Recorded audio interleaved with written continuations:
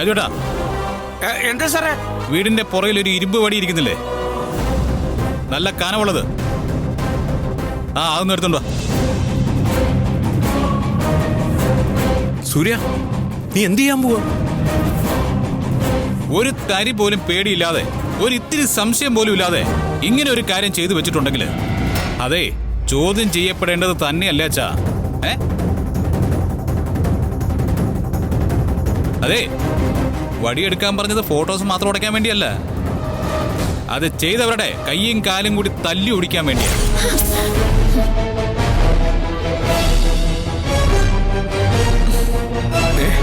അങ്ങനെ ഒരു ധൈര്യം ഉണ്ടെങ്കിൽ നീ എന്റെ കൈയും കാലും ഒന്ന് തല്ലി ഓടിക്ക്. അതെ, ഇരന്ന് വാങ്ങിക്കണ്ട.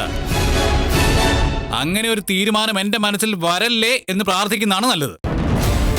അല്ലെങ്കിലേ എനിക്ക് പ്രത്യേകിച്ച് ഒന്നും നോക്കാനുണ്ടാവില്ല.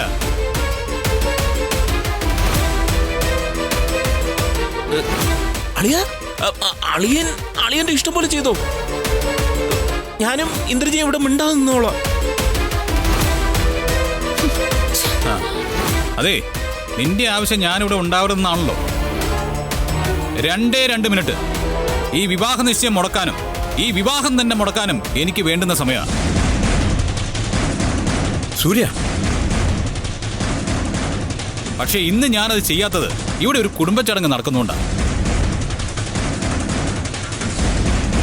വന്ന് കയറുന്നവരുടെ മുഴുവൻ പേരുടെ മുന്നിൽ എന്നെ നിങ്ങളൊരു നിഷേധിയായിട്ട് ചൂണ്ടിക്കാണിക്കണ്ടെന്ന് കരുതിയിട്ടാ.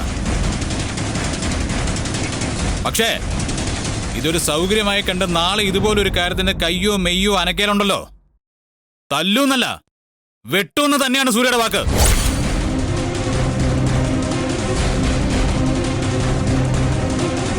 മനസ്സിലായല്ലോ എല്ലാവർക്കും?